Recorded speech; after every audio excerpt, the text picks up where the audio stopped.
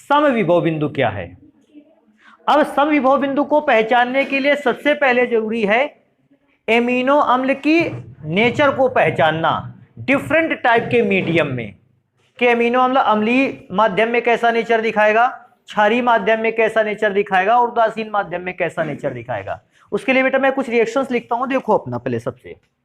बेटा हमारे पास कोई एक नॉर्मल या जनरल हम ले सकते हैं। हमारे पास एक एमिनो एसिड है, एमिनो एसिड कैसे लिख लिया जाए? देखो मैंने लिखा R single bond CH single bond COOH और बेटा यहां पर मैंने एक ग्रुप अटैच कर रखा है NH2। अब इस NH2 ग्रुप को मैंने किया क्या, देखो हमने इस पदार्थ को रखा क्षारीय माध्यम में। अब कंपाउंड को बेसिक मीडियम में हम लोग चेक करेंगे। अच्छा, बेसिक मीडियम पे चेक करने पर होगा क्या?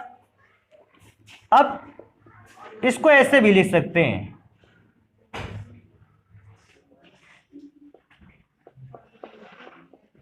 क्षारीय pH। वैसे pH का अर्थ जानते हो क्या होता है? Power of hydrogen ion. तो हमने देखा क्षारीय माध्यम मैंने ले लिया, मैंने एक एमिनो एसिड को क्षारीय माध्यम पर घोलकर चेक किया और जैसे क्षारीय माध्यम पर घोलकर चेक किया, ध्यान देने वाली बात है, इस बात को चेक करेंगे। देखो ये कंपाउंड आयन में टूटेगा, COO पर माइनस चार्ज आएगा, H पर कैसा चार्ज आएगा? Plus charge.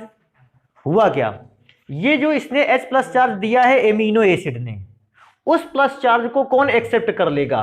क्षारीय माध्यम का OH माइनस चार्ज। फिर से मैं इस बात को रिपीट करूंगा, हम लोगों ने एक एमिनो एसिड लिया और उसको कैसे माध्यम में घोला? क्षारीय माध्यम। अच्छा, क्षारीय माध्यम कौन सा माध्यम होता है? एक ऐसा केमिकली मीडियम जिस पर OH आयनों की संख्या बहुत अधिक हो। मुझे किस आयन से अधिक हो? इतना तो ध्यान रखो, H प्लस आयनों की संख्या से अधिक हो। OH आयनों की संख्या मैक्सिमम होगी, ज्यादा होगी क्षारीय माध्यम। तो मैंने जैसे ही क्षारीय माध्यम पर एक एमिनो एसिड को डिसॉल्व किया, मैंने इस बात को देखा कि एसिड वाले भाग ने जो H प्लस आयन दिया, उस H प्लस आयन को किसने अट्रैक्ट कर लिया? OH minus ion. अभी सोचने वाली बात है, H प्लस आयन को अगर OH माइनस आयन अट्रैक्ट कर लेगा तो इतना भाग क्या बनाएगा? जल नहीं बनाएगा। H प्लस आयन ने OH माइनस आयन को अट्रैक्ट कर लिया और एसिड पर जल बनाया। अभी चेक करेंगे हमारा आयन बचा कैसा। R single bond CH single bond NH2 single bond COO minus. पूछेगा H प्लस कहां गया? तो समझ गए ना, वो जो H प्लस था उसने क्षारीय माध्यम के OH माइनस आयन के साथ क्या कर लिया है? कंबाइन, और उसके साथ जुड़ गया है। अभी ध्यान देंगे, अगर इस आयन पर अब टोटली अगर चार्ज में देखता हूं वो कैसा है? माइनस। अभी हम लोग ध्यान देंगे, हम लोग अगर किसी भी पदार्थ का विद्युत अपघटन कराते थे, हम पॉजिटिव टर्मिनल को क्या कहते थे? एनोड, और नेगेटिव टर्मिनल को क्या कहते थे? कैथोड। अभी आपको सोचना है, अगर विद्युत अपघटन इसका कराया जाए, आयन पर कैसा चार्ज है? माइनस, तो ये किस प्लेट की ओर जाएगा? प्लस प्लेट की ओर, और प्लस प्लेट को क्या कहते हैं? एनोड। तो मतलब ये आयन निगेटिव चार्ज होने के कारण पॉजिटिव प्लेट अर्थात एनोड की ओर क्या करेगा? गति करेगा। तो हम यहां लिखेंगे, इसने किसकी ओर गति करनी स्टार्ट करेगा? ये एनोड की ओर, एनोड की ओर गति करेगा। फिर मैं दोबारा रिपीट कर देता हूं। अच्छा, ये बात सबको नॉर्मली पता होना चाहिए कि जब भी कभी किसी पदार्थ का विद्युत अपघटन कराना होता है, हम उस पदार्थ के घोल को कहां भर देते हैं? एक कांच के बर्तन में, और उसमें एक एनोड से रॉड को डुबाते हैं, एक कहां से डुबाते हैं? कैथोड से। एनोड पॉजिटिव चार्ज रॉड होती है और जबकि कैथोड नेगेटिव चार्ज रॉड होती है। और पॉजिटिव चार्ज रॉड अर्थात एनोड, क्योंकि स्वयं में उसमें पॉजिटिव चार्ज है, वो ऋणावेशित पार्टिकल्स को अपनी ओर खींचती है। और जो कैथोड रॉड होती है अर्थात ऋणावेशित रॉड, वो कैसे पार्टिकल्स को खींचती है? धनावेशित पार्टिकल को। हमने जैसे ही एमिनो एसिड को कैसे माध्यम में? क्षारीय माध्यम में घोला, मैंने देखा कि हमारा जो एमिनो एसिड है वो कैसा चार्ज बना रहा है? माइनस। अगर मैं बात करूं कि ये किस प्लेट की ओर भगेगा अगर हम इसका विद्युत अपघटन कराएंगे, आप सबके पास दिमाग में है कि सर जी इस पर माइनस चार्ज है तो ये पॉजिटिव प्लेट की ओर भगेगा, और पॉजिटिव प्लेट को हम क्या कहते हैं? एनोड। तो तो ये आयन किसकी ओर गति करेगा? एनोड की ओर। अर्थात अगर हम इस एमिनो एसिड, हाँ प्लस प्लेट को एनोड की ओर जाएगा, अगर हम इस एमिनो एसिड का विद्युत अपघटन कराते हैं तो ये एनोड की ओर जाता रहेगा, एनोड की ओर जाता रहेगा, एनोड की ओर जाता रहेगा। ये पहली सिचुएशन हो गई। अभी बेटा सेकंड सिचुएशन को चेक करेंगे। हमारे पास कार्बोक्सिलिक एसिड है एक, सॉरी एमिनो एसिड, और बेटा एमिनो एसिड मैं तकरीबन वही टाइप का ले रहा हूं ताकि उस चीज को ढंग से एक्सप्लेन किया जा सके। मैंने यहां NH2 ले रखा है। बेटा हुआ क्या, अब हम इसको क्षारीय माध्यम में पहले घोल रहे थे, अब हम इसको कैसे माध्यम में घोलेंगे? अम्लीय माध्यम, या अम्लीय पीएच लिख सकते हैं। अच्छा, कोई बता सकता है अम्लीय माध्यम में कौन से आयनों की संख्या ज्यादा होती है? H+ आयनों की संख्या अधिक होगी। अच्छा, H+ आयनों की संख्या अधिक होगी तो मुझे अधिक वाला बना देना है। कम आयनों वाला देखो क्या होता है, अगर H+ आयन अधिक है, नेचर उसी का दिखाएगा विलयन। जो आयन कम अमाउंट में प्रेजेंट है उसका कोई नेचर नहीं मानता है। देखो हम चेक करेंगे हुआ क्या। अच्छा, H+ आयन का मतलब है यहां पर प्रोटॉन बहुत सारे होंगे। अगर एक्स्ट्रा बहुत सारे प्रोटॉन है तो करेगा क्या, H+ आयन को, ये NH2 ग्रुप आपको याद होगा यहां लोन पेयर प्रेजेंट होता था। H+ आयन को, ये H+ आयन कहां का है? विलयन का, जिस माध्यम में आप एमिनो एसिड को घोला है आपने, उस माध्यम का H+ आयन आके NH2 ग्रुप से जुड़ जाएगा। अगर बेटा NH2 ग्रुप से जुड़ेगा, ध्यान दो सबसे पहली बात RCH सिंगल बॉन्ड COOH, और बेटा यहां पर बन गया NH3 प्लस चार्ज। अभी बात आएगी सर जी ये भी तो आयन में टूटेगा। बेटा सबसे बड़ी बात है, अगर विलयन में पहले से ही पॉजिटिव आयन बहुत सारे प्रेजेंट हैं, एक इफेक्ट होता है सम आयन प्रभाव। अगर किसी भी सॉल्यूशन में पहले से ही H+ आयन खूब प्रेजेंट है, अधिक मात्रा में प्रेजेंट है, तो एक दुर्बल अम्ल आयनों में उस समय टूटता नहीं है, क्योंकि ये भी H+ आयन बनाएगा और H+ आयन पहले से ही अवेलेबल है। क्योंकि H+ आयन बहुत सारे पहले से अवेलेबल है, ये इसको आयनों में टूटने ही नहीं देगा। तो उस समय होगा क्या, जो सॉल्यूशन का H+ आयन है वो जुड़ जाएगा आके NH2 ग्रुप से और NH3 बनाएगा। अभी चेक करेंगे इस पूरे आयन को देखो और ये बताओ इस पूरे आयन पर, टोटली आयन पर कैसा चार्ज पाया गया है? Plus charge. अगर ये प्लस चार्ज पाया गया है, ऐसे सॉल्यूशन पर मैं विद्युत धारा का प्रवाह करूं बाय इलेक्ट्रोड, आप क्या सोचते हो? प्लस चार्ज पार्टिकल पर तो ये किस प्लेट की ओर भागेगा? जिस पर माइनस चार्ज होगा। और माइनस चार्ज प्लेट कौन सी होती है? कैथोड। तो हम क्या लिखेंगे इसमें कि ये किसकी ओर गति करेगा? कैथोड की ओर गति करेगा। कैथोड की ओर इसकी गति होगी। हम ये केवल थोड़ा सा आपको समझाने के लिए गति लिखे दे रहे हैं, गति करेगा, अब समझना। अभी क्या है कि अब हम इसको, इसी एमिनो एसिड को एक उदासीन माध्यम में डिसॉल्व करके देखते हैं, उदासीन माध्यम में घोलते हैं। उदासीन माध्यम में घोलें, चलो पहले तो लिख लें इसको, R single bond CH single bond COOH, और बेटा लास्ट में क्या लिख दिया? NH2। और उदासीन माध्यम कौन सा होता है? जिसमें H+ आयनों की संख्या और OH- आयनों की संख्या आपस में कैसी हो? बराबर। जैसे जल। कोई पूछता है जल क्यों उदासीन माध्यम हो गया? जल का बेटा आयनन कराते हो क्या मिलता है? H+ आयन और OH। जितना H+ आयन मिलता है उतना ही तो OH- आयन मिलता है। एक के द्वारा उत्पन्न किया गया अम्लीय प्रभाव दूसरे के द्वारा उत्पन्न किए गए क्षारीय प्रभाव को क्या कर देता है? समाप्त कर देता है, निष्क्रिय कर देता है, और माध्यम कैसा हो जाता है? उदासीन। तो मैं दूसरे शब्दों में ऐसे भी बोल सकता हूं, हम इसको काहे पर घोलें? अब जल में। अगर जल में घोलोगे हम देखेंगे उस पर दोनों प्रकार के चार्ज हैं, H+ आयन भी और OH- आयन भी, और दोनों चार्ज आपस में सेम है, तभी तो माध्यम उदासीन बनेगा। और जब मैं इसको जल में घोलूंगा तो बेटा अब ये भी आयन में टूटेगा, ये भी H+ आयन निकालेगा, तो बनेगा क्या? मैं चेक करूंगा, RCH सिंगल बॉन्ड COO-, इसने H+ आयन को क्या कर दिया? त्याग दिया। अभी सोचो H+ आयन को त्याग दिया, ये H+ आयन को ग्रहण भी तो करता है, इसने H+ आयन को ग्रहण कर लिया, इसने त्यागा H+ आयन को और इसने ग्रहण किया। अगर ये ग्रहण कर लेगा बेटा, ध्यान से देख के बताओ ये NH3+ हो जाएगा कि नहीं हो जाएगा? हाँ, लोन पेयर मैंने नहीं दिखाया क्योंकि लोन पेयर आप सब समझते हो कि लोन पेयर अवेलेबल है। तो हुआ क्या, इसने त्यागा तो, लेकिन साथ में इसने क्या कर लिया, ग्रहण भी कर लिया, बिकॉज मीडियम कैसा था, उदासीन। अभी चेक करते हैं, इस पर निगेटिव चार्ज भी है, पॉजिटिव चार्ज भी है, दोनों प्रकार का चार्ज है। तो क्या करेगा, अब इसको निगेटिव चार्ज के कारण पॉजिटिव प्लेट इसको अपनी ओर खींचेगी, और पॉजिटिव चार्ज के कारण निगेटिव प्लेट इसको अपनी ओर खींचेगी। अभी चेक करेंगे कि निगेटिव प्लेट भी इसको अपनी ओर खींच रही, पॉजिटिव प्लेट भी इसको अपनी ओर खींच रही, अर्थात ये आयन अब ना तो पॉजिटिव प्लेट की ओर गति करेगा और ना ही अब ये आयन कौन सी प्लेट की ओर गति करेगा, नेगेटिव प्लेट की ओर गति करेगा। अर्थात इस आयन का अभिगमन किसी भी दिशा में होने वाला नहीं। तो मैं इसको लिखूंगा, क्या लिखूंगा इस जगह पे, ना तो एनोड ना ही कैथोड, और ये भी तो लिख दें कि और गति, मतलब ऐसी सिचुएशन पे हमारा आयन जो है वो किसी भी डायरेक्शन में गति कर नहीं रहा, और जब किसी भी डायरेक्शन में गति नहीं कर रहा है, अब ध्यान देना, तो एमिनो एसिड का जो घोल बना है इस दौरान, जिस पर हमने विद्युत को प्रवाहित करके देखा है, उस घोल का क्या निकालेंगे, पीएच वैल्यू। फिर ध्यान रखना है, क्या निकालेंगे उस घोल का, पीएच वैल्यू।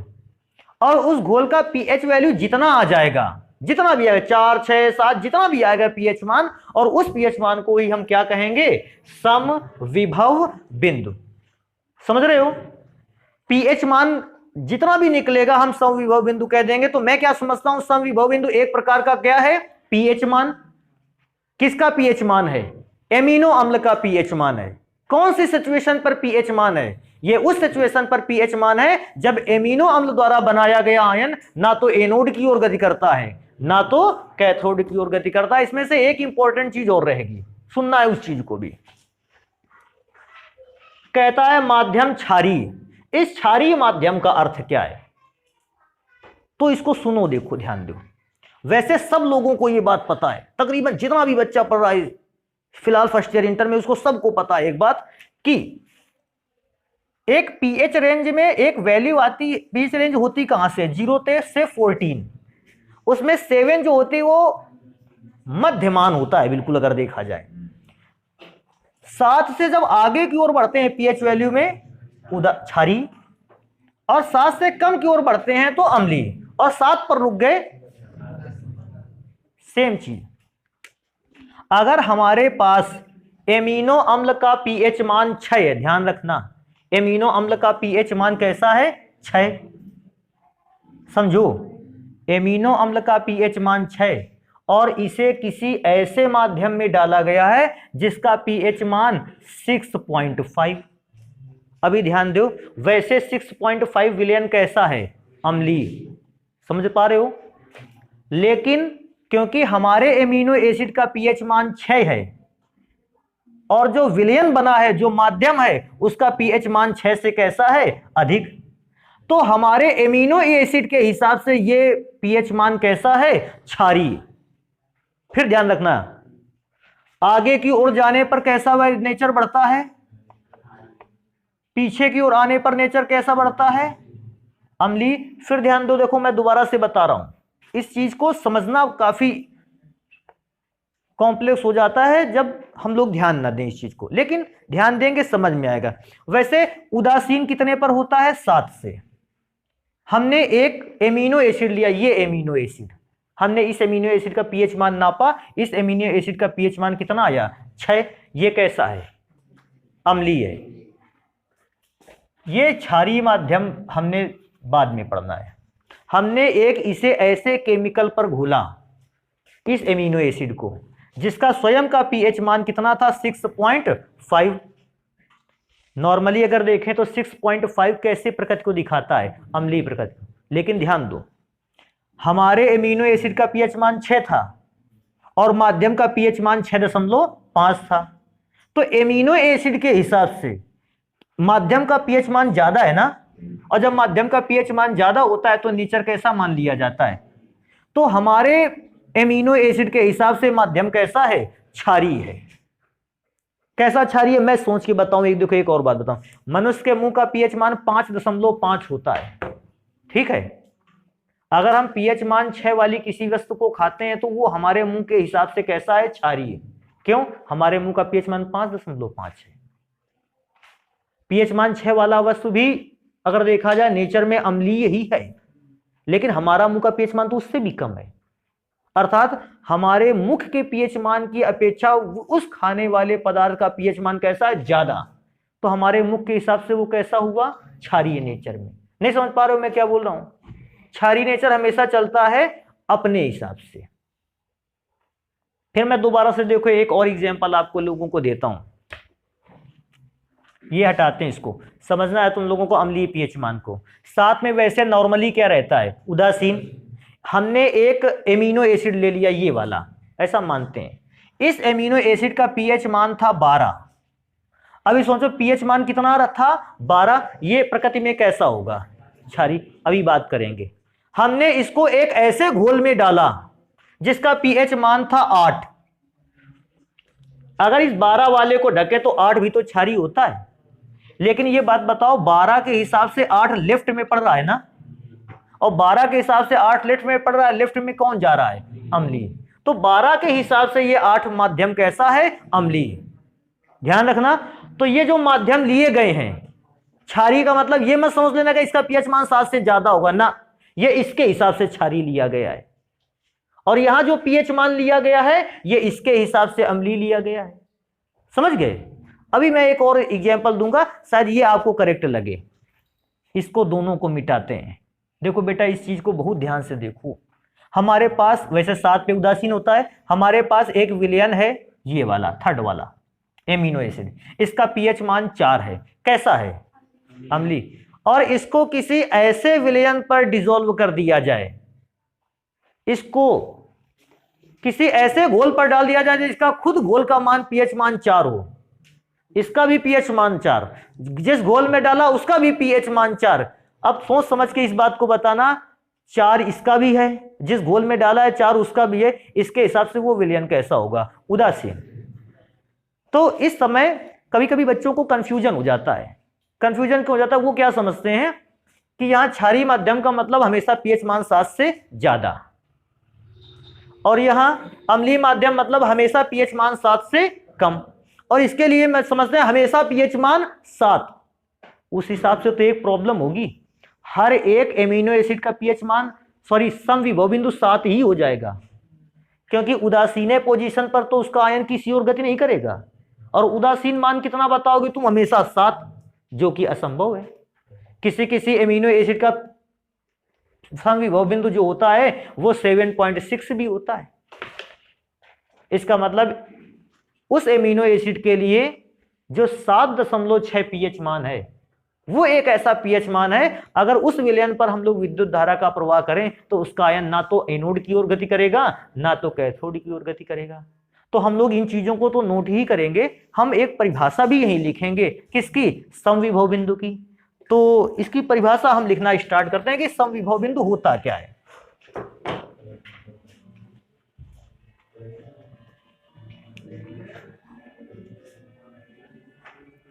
जब एमिनो अम्ल या एमिनो एसिड को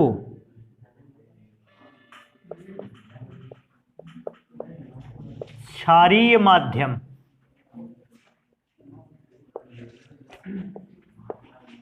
में घोला जाता है तो वह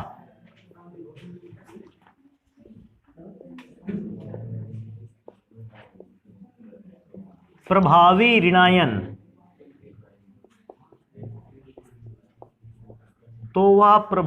ऋणायन के कारण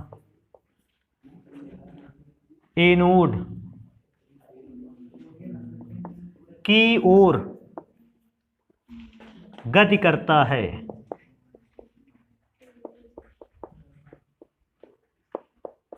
प्रभावी एनोड की ओर, प्रभावी आयन के कारण, ऋणायन के कारण एनोड की ओर गति करता है, जबकि अम्लीय माध्यम में, बेटा अम्लीय माध्यम में देखो प्रभावी आयन कैसा था, धन आयन। तो अम्लीय माध्यम में प्रभावी धन आयन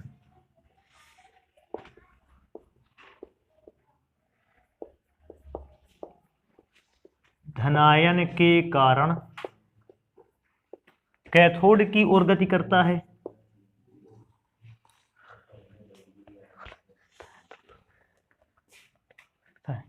कारण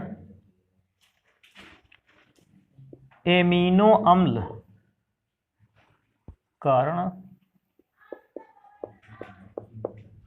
एमिनो अम्ल का आयन कैथोड की ओर गति करता है, कैथोड की ओर गति करता है। परंतु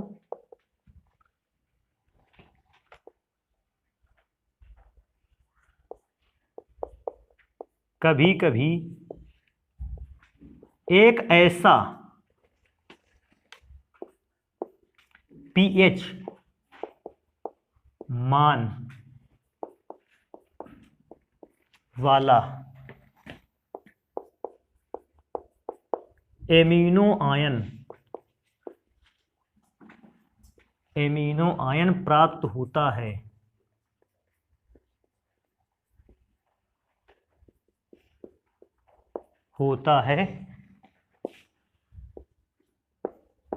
जिसका विद्युत अपघटन कराने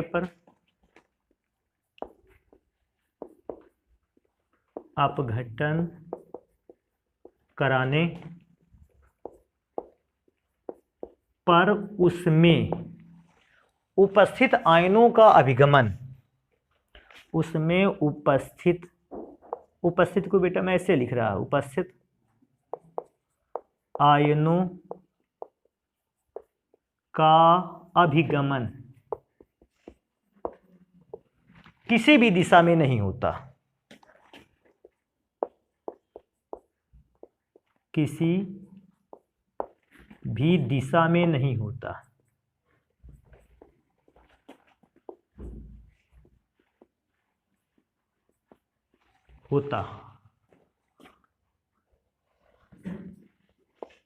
इस दशा में एमिनो अम्ल का पीएच मान ही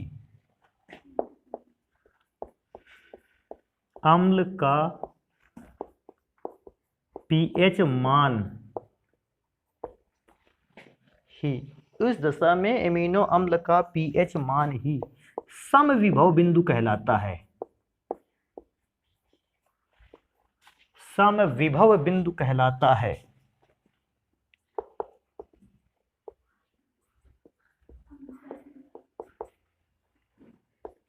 तो बेटा ये हो गया समविभव बिंदु। आप समझ गए होगे कौन सा आयन किसकी ओर गति करेगा और किस सिचुएशन पे सम आयन जो हमारा एमिनो एसिड होगा वो किसी भी डायरेक्शन में गति नहीं करेगा, और समविभव बिंदु कैसा होगा। तो समविभव बिंदु एक प्रकार का क्या है, पीएच मान है, और जिस पर एमिनो एसिड का जो आयन होता है वो किसी भी डायरेक्शन में गति करना क्या कर देता है, बंद कर देता है। तो आप इसको नोट कर लेंगे, फिर पढ़ते हैं नेक्स्ट आर्टिकल। आगे पढ़ते हैं बेटा एमिनो एसिड को कि एमिनो एसिड का उपयोग क्या है। तो देखो ध्यान रखना, एमिनो एसिड का उपयोग काफी अधिक पूछे भी जाते हैं। पहला है शारीरिक वृद्धि में, एमिनो एसिड शारीरिक क्या करता है, वृद्धि करता है। चलो ये समझ गए। एंजाइमों के निर्माण में, क्या किसी व्यक्ति को ये पता है एंजाइम क्या होता है? वैसे तो सभी को पता होगा, नहीं पता है तो क्या होता है एंजाइम, नहीं पता है। जब क्लास में कुछ देर के लिए शांत माहौल हो जाए एक क्वेश्चन के आ जाने से, तो आप समझ जाएं उसको कि इसका आंसर बताना पड़ेगा अब हमें। बेटा उत्प्रेरक का नाम सुना है आप लोगों ने? क्या करता है? रासायनिक अभिक्रियाओं के वेग को बढ़ा देता है अधिकांश, लेकिन कुछ उत्प्रेरक ऐसे भी हैं जो अभिक्रिया के वेग को क्या करते हैं, मतलब नॉर्मली अभिक्रिया के स्पीड को बढ़ाने के लिए यूज में आते हैं, लेकिन कुछ उत्प्रेरक ऐसे भी हैं जो अभिक्रिया की स्पीड को या वेग को क्या कर देते हैं, घटा देते हैं। अभी देखो यहां पर बात करेंगे, जैसे कार्बनिक और अकार्बनिक रासायनिक अभिक्रियाओं के वेग को घटाने और बढ़ाने का काम उत्प्रेरक करता है। जैव रासायनिक अभिक्रियाओं, अब ये जैव रासायनिक अभिक्रियाएं क्या है? जैव रासायनिक अभिक्रिया का मतलब है वे रासायनिक अभिक्रियाएं जो बैक्टीरिया की प्रेजेंस में कंप्लीट हो रही हैं। जैव रासायनिक अभिक्रिया, ह्यूमन बॉडी पर भी बहुत सारी जैव रासायनिक अभिक्रियाएं हैं, ज्यादातर अभिक्रियाएं जैव रासायनिक ही हैं। अब अगर जैव रासायनिक अभिक्रिया की स्पीड को चेंज करना हो, उसके वेग को कम या क्या करना हो, अधिक करना हो, तो बहुत सारे उत्प्रेरक हमारी बॉडी पर भी अवेलेबल है। वो अभिक्रिया की स्पीड को घटाते और क्या करते रहते हैं, बढ़ाते रहते हैं। तो वो बैक्टीरिया जिन केमिकल्स में पाए जाते हैं उन केमिकल्स को हम कहते हैं क्या, एंजाइम। जैसे मैं एक साधारण सी बात बताऊं, एक नॉर्मल गन्ने के रस से सिरका में बदलने के लिए, गन्ने का रस था, सिरका में बदलने के लिए कौन सा बैक्टीरिया चाहिए था, माइकोडर्मा एसिटी। ये माइकोडर्मा एसिटी कौन से एंजाइम में पाया जाता था, मैं पढ़ के सुना दूं, इन्वर्टेज डायस्टेज जाइमेज। तो डायस्टेज जाइमेज इन्वर्टेज में बैक्टीरिया पाया जाता था ना, तो डायस्टेज इन्वर्टेज जाइमेज ये तीनों हमारे लिए क्या है, एंजाइम, क्योंकि ये उस बैक्टीरिया को जन्म देते हैं या उस बैक्टीरिया का सहयोग करते हैं जो जैव रासायनिक अभिक्रियाओं की गति को क्या कर सकता है, बढ़ा सकता है या घटा सकता है। जैसे मैं एक नॉर्मल से कैलकुलेशन आपको बताता हूं, हमारी बॉडी पर भी ऐसा ही है। एक पेप्सिन नामक एंजाइम है, वो भोजन को क्या करता है, पचाता है। अब पेप्सिन नामक एंजाइम अगर भोजन को ना पचाए, अपने बॉडी पे हो ना, बेटा हम लोगों का एक बार खाया हुआ भोजन तकरीबन, मेरा जो अंदाजा है, कैलकुलेशन है, 50 वर्षों में पच पाएगा। अभी एक बार भोजन करोगे आप, पेप्सिन नामक एंजाइम है ही नहीं, उसने खाना को पचाया ही नहीं, तो खाना कैसा पचेगा, धीमा स्पीड में, और तकरीबन उस भोजन को पचने में कितने वर्ष लग जाएंगे, 50 साल का समय लग जाएगा। अब उसके दिमाग में ये बात आ गई होगी तो बहुत अच्छा रहेगा, लेकिन बहुत अच्छा क्यों नहीं रहेगा, मैं बताता हूं। पहले इस बात को करते हैं कि उस एंजाइम की प्रेजेंस में क्या हुआ। तो जो पेप्सिन नामक एंजाइम है उसने क्या किया, भोजन को तेजी से पचाया, और जो अभिक्रिया 50 से 60 वर्ष में कंप्लीट हो रही थी, 5 से 6 घंटे में उसको कंप्लीट कर दिया, और मनुष्य द्वारा किया गया भोजन 5 से 6 घंटे में क्या हो गया, पच गया। इसका मतलब 50-60 वर्षों में होने वाली अभिक्रिया की स्पीड को बढ़ाया, कितने घंटे में कराया, 5 से 6 घंटे में करा दिया। तो ये जो केमिकल था जिसने अभिक्रिया की स्पीड को बढ़ाया, इस केमिकल को हम क्या कहेंगे, एंजाइम। ये बायोकेमिकल रिएक्शन की स्पीड को क्या कर रहा है, बढ़ा रहा है।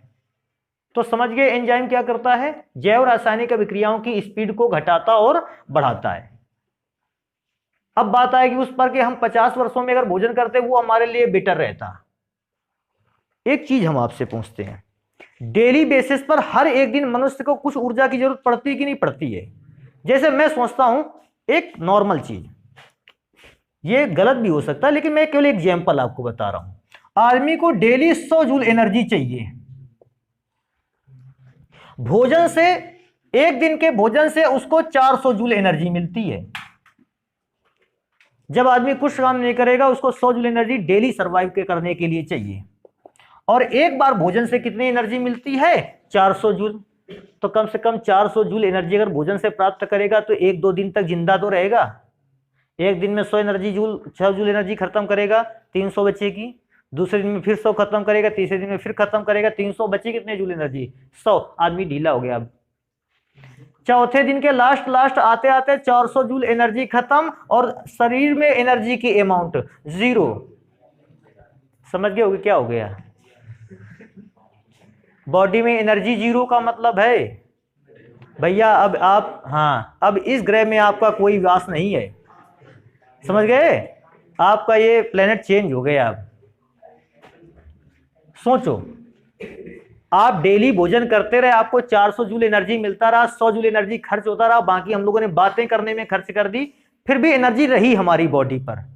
अब सोचो एक बार भोजन से 400 जूल एनर्जी मिल जाती, अब एक दिन में 100 जूल आप खर्चा कर रहे हो, 4 दिन में तो ये 400 जूल खर्च हो जाता।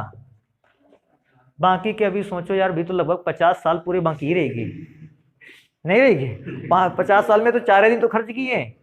बेटा बाकी का एनर्जी कहां से लाओगे? डेली सरवाइव करने के लिए एनर्जी बचेगी नहीं बॉडी पर। तो समझ गए, भोजन अगर 5 से 6 घंटे में पचता है ये भी अच्छी चीज है। 50 वर्षों में ना पचे। कुछ लोगों के दिमाग में ये बात आ गई थी कि सर जी 50 साल तक नहीं खाना खाएंगे, बढ़िया काम चलता रहेगा। काम नहीं चलेगा, एनर्जी भी तो भोजन से मिलनी है आपको। तो ये बेटा एंजाइम की बात समझ गए। एंजाइम की बात ना पूछते ना, इतना लंबा जाता है ये आर्टिकल भाई। कहता है प्रोटीन का निर्माण मैंने पहले ही दिन बताया था। जिस दिन मैंने एमिनो एसिड की स्टार्ट की थी, मेरा पहला शब्द यही था कि जिस प्रकार से मनुष्य का शरीर छोटे छोटी कोशिकाओं से मिलकर बना होता है, छोटे छोटे सेल्स से मिलकर बना होता है, सेम उसी प्रकार प्रोटीन छोटे छोटे काय से मिलकर बनाता होता है, एमिनो एसिड से। एमिनो एसिड की छोटी छोटी इकाइयां आपस में जुड़ती हैं और प्रोटीन का निर्माण करती हैं। तो प्रोटीन का निर्माण समझ गए। बेटा कहता है शरीर से विषैले पदार्थों का निर्माण क्या होता है? हमारी बॉडी, हमारा शरीर, क्योंकि जैव रासायनिक अभिक्रियाओं का भंडार है और जैव रासायनिक अभिक्रियाओं के लिए एक जरूरी कंपोनेंट देखा जाए, नाइट्रोजन एक जरूरी कंपोनेंट है। नाइट्रोजन युक्त सूक्ष्म जीवाणुओं की उपस्थिति में परिभाषा थी। तो नाइट्रोजन जब अपने यहां रहेगा तो वो नाइट्रोजन बॉडी में एक विशेष पदार्थ का निर्माण करेगा जिसका नाम है अमोनिया। और बेटा अगर देखा जाए तो अमोनिया एक प्रकार का जहरीला पदार्थ है। अब ह्यूमन बॉडी में हुआ क्या? अमोनिया का जहरीला पदार्थ है तो हमारी ह्यूमन बॉडी ने एमिनो अम्ल ने क्या किया? उस अमोनिया को चेंज किया यूरिया पर, और यूरिया को क्या कर दिया? अपनी बॉडी से बाहर कर दिया। तो हमारी बॉडी से हुआ क्या? जितना भी विषैला पदार्थ था वो सारा का सारा विषैला पदार्थ अमोनिया से कौन से रूप में बदला गया? यूरिया के फॉर्म में। और यूरिया के फॉर्म में जब वो बदल गया तो हमने उसको धीरे से अपने फिल्टर सिस्टम से कहां कर दिया? उसको बाहर। तो जितना भी बॉडी पर विषैला पदार्थ डेली का डेली आता रहता है, उस विषैले पदार्थ को हम यूरिया में चेंज करके उसे शरीर से क्या कर देते हैं? बाहर, और मनुष्य का जीवन चलता रहता है। अगर ये विषैला पदार्थ बॉडी के किसी भी भाग पर इकट्ठा हो जाए और हम उसे यूरिया में चेंज करके बाहर ना कर पाए तो ये विषैला पदार्थ कहां रहेगा? मनुष्य के शरीर में, उसके लिए नुकसान देगा और तरह तरह के विपरीत प्रभाव डालेगा। तो ये बेटा मैंने उपयोगों को बताया एमिनो अम्ल के। अब जरूरी है एमिनो अम्ल पर एक विशेष चीज को पढ़ लेना। क्या लिखा है यहां पर? पेप्टाइड बंध। अब पेप्टाइड बॉन्ड क्या होता है? हमने इतने बॉन्ड पढ़े लेकिन आज ये पहली बार आया है पेप्टाइड बॉन्ड। मैं बताऊं आपको, बड़ा आसान है पेप्टाइड बॉन्ड। अगर दो एमिनो अम्ल आपस में अभिक्रिया करें, कोई भी दो एमिनो एसिड है, ये पहला एमिनो एसिड दूसरा एमिनो एसिड, वो दोनों एमिनो एसिड जब भी आपस में अभिक्रिया करते हैं एक दूसरे के साथ जुड़ेंगे। बेटा सोचो अगर दो एमिनो एसिड एक दूसरे के साथ जुड़ेंगे अभिक्रिया करने के बाद, तो इन दोनों के बीच में एक क्या बनेगा? बॉन्ड। उन दोनों के बीच में जो बॉन्ड बनाएगा उस बॉन्ड का नाम होगा कौन सा? आबंध, पेप्टाइड बॉन्ड। तो पेप्टाइड बॉन्ड कहां पर बनता है? दो एमिनो अम्ल के अणुओं के बीच बनता है पेप्टाइड बॉन्ड। अब इस पेप्टाइड बॉन्ड को सबसे पहले रिएक्शन में चेक करते हैं कहां है, और रिएक्शन में चेक करना होगा तो हमें कितने मॉलिक्यूल की रिएक्शन करवानी पड़ेगी? कम से कम 2 एमिनो अम्ल की। तो भैया कम से कम 2 एमिनो अम्ल ले लेते हैं। देखो यहां लिखते हैं, हमारे पास ये एमिनो अम्ल है NH2 CH2 COOH। बेटा ये अल्फा एमिनो अम्ल है कि बीटा? अल्फा एमिनो अम्ल है। इसका एक और मॉलिक्यूल ले लिया जाए तब तो अभिक्रिया को अच्छे ढंग से रिप्रेजेंट कर पाएंगे। तो बेटा हमने फिर से ले लिया NH2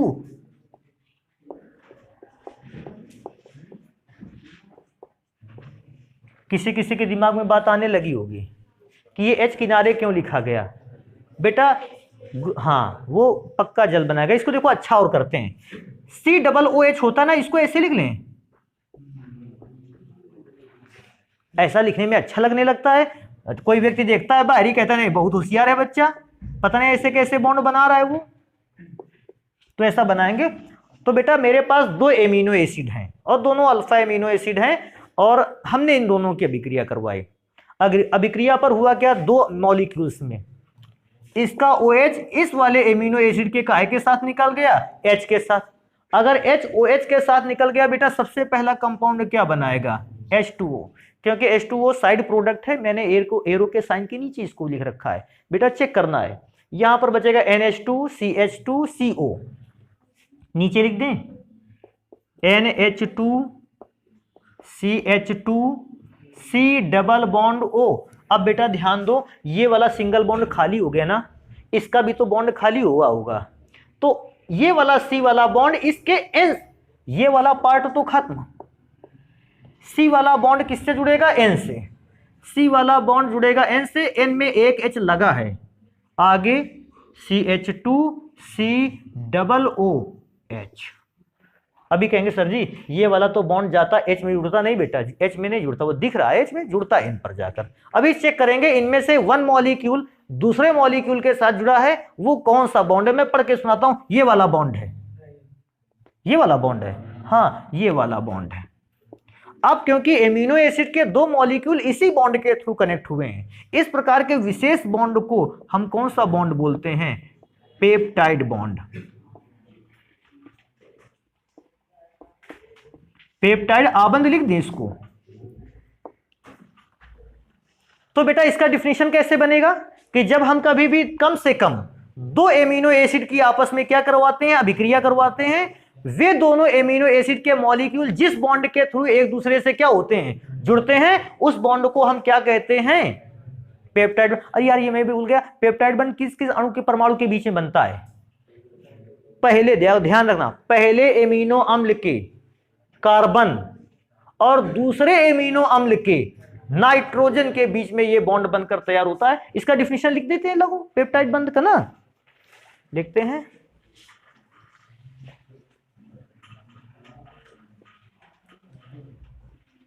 जब दो अल्फा एमिनो अम्ल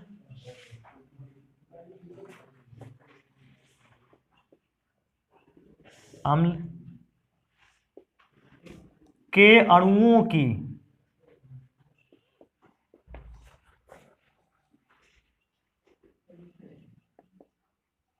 अभिक्रिया होती है, अभिक्रिया होती है, तो पहले एमिनो अम्ल का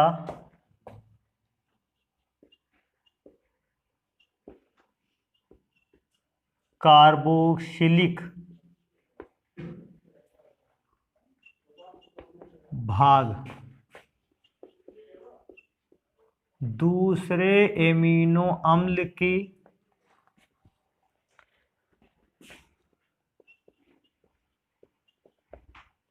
एमिनो भाग से अभिक्रिया करते हुए जुड़ता है, भाग से अभिक्रिया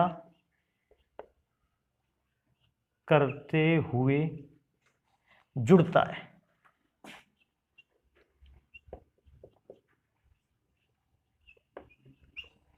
जुड़ता है। इन दोनों अणुओं को जोड़ने वाला आबंध, इन दोनों अणुओं को जोड़ने वाला आबंध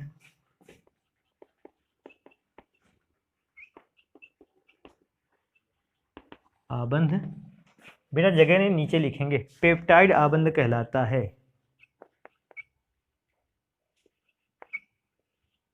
पेप्टाइड आबंध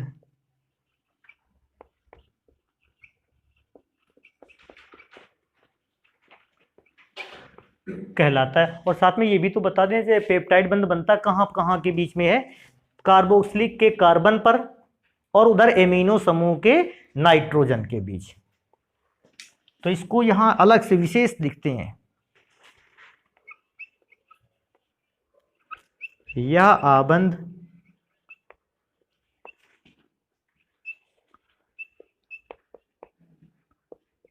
कार्बोक्सिलिक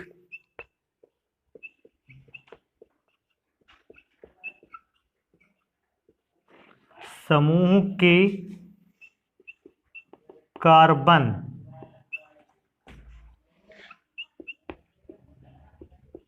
और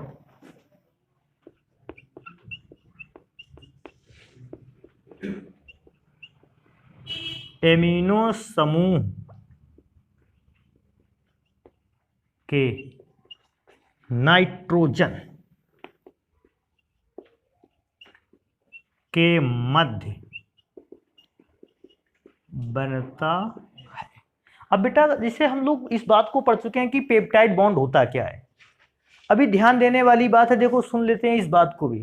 कितने एमिनो एसिड एक दूसरे से कनेक्ट हुए? दो। तो दो एसिड के कनेक्ट होने से ये जो बॉन्ड बना ये तो पेप्टाइड बॉन्ड है, लेकिन ये जो मॉलिक्यूल बना इस मॉलिक्यूल को क्या कहेंगे? डाइपेप्टाइड।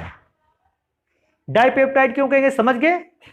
क्योंकि दो मॉलिक्यूल आपस में क्या हो गए? जुड़ गए, डाइपेप्टाइड। अच्छा सोचो भी एक चीज ध्यान देते हैं, अगर तीन मॉलिक्यूल होते और आपस में जुड़ते तो जो मेन प्रोडक्ट बनता जाके उसका नाम क्या रखते? ट्राइपेप्टाइड। और उसमें कितने पेप्टाइड बॉन्ड बनते? दो। दो मॉलिक्यूल के बीच में एक, तीन मॉलिक्यूल के बीच में दो, चार मॉलिक्यूल के बीच में तीन, इस प्रकार से पेप्टाइड बॉन्ड बनते चले जाते। सोचो अगर मैं हजारों की संख्या में मॉलिक्यूल रख देता, आप कहोगे सर जी हजारों की संख्या में मॉलिक्यूल तो रख के बता नहीं पाएंगे, बताएंगे उसको भी।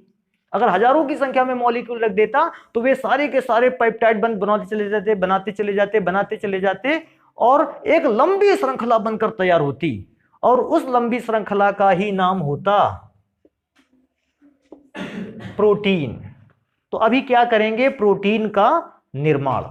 ठीक है, तो हम लोग यहां लिखते हैं नेक्स्ट हेडिंग क्या रहेगी कि हम लोग पढ़ेंगे अब हम प्रोटीन कैसे बनाएं। हाँ, प्रोटीन का निर्माण या प्रोटीन को बनाकर कैसे तैयार किया जाए। तो लिखते हैं जब अल्फा एमिनो अम्ल के कई अणु का मतलब तीन चार नहीं, हजारों की संख्या से भी अधिक, कई अणु आपस में जुड़ते हुए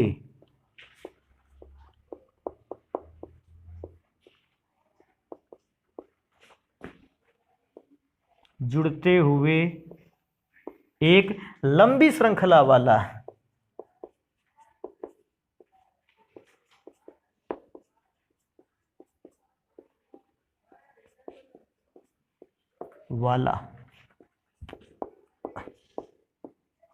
यौगिक निर्मित करते हैं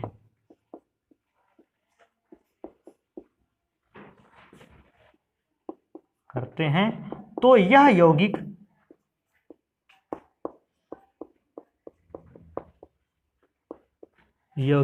प्रोटीन कहलाता है। इधर ही लिख दें, यह यौगिक प्रोटीन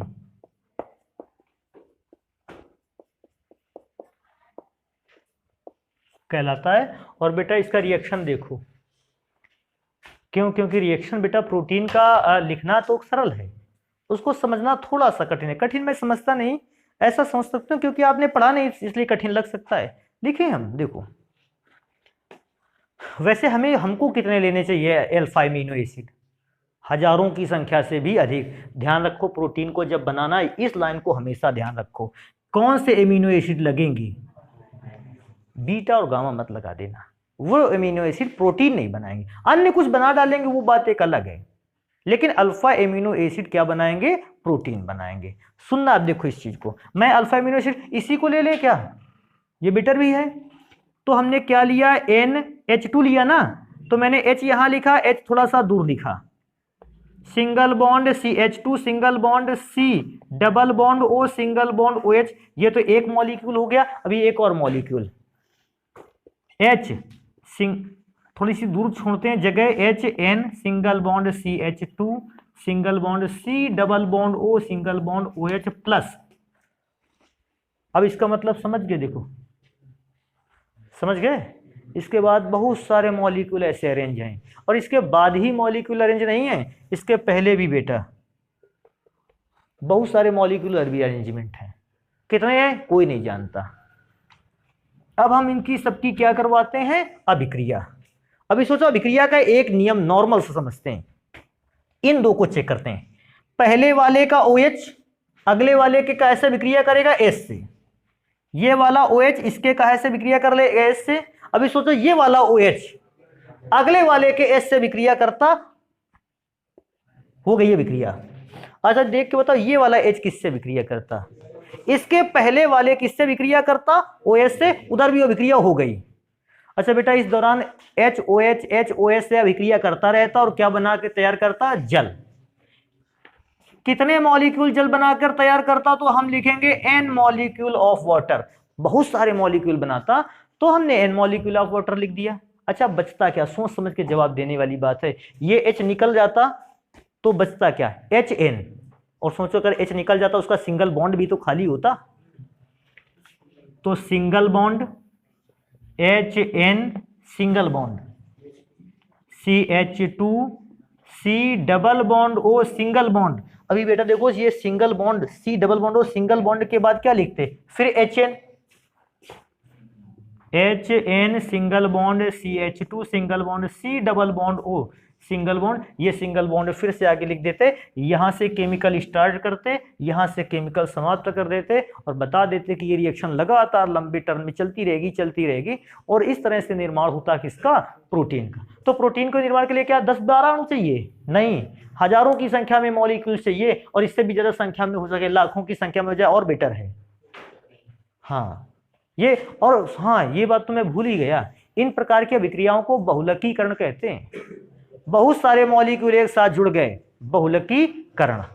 तो बेटा प्रोटीन बन तो गया, लेकिन प्रोटीन का जो बाकी की चीजें हैं, सोर्स क्या है, कार्य क्या है, कितने प्रकार का होता है, इसको पढ़ेंगे हम लोग नेक्स्ट क्लास पे। तो फिर मिलेंगे नेक्स्ट क्लास पे।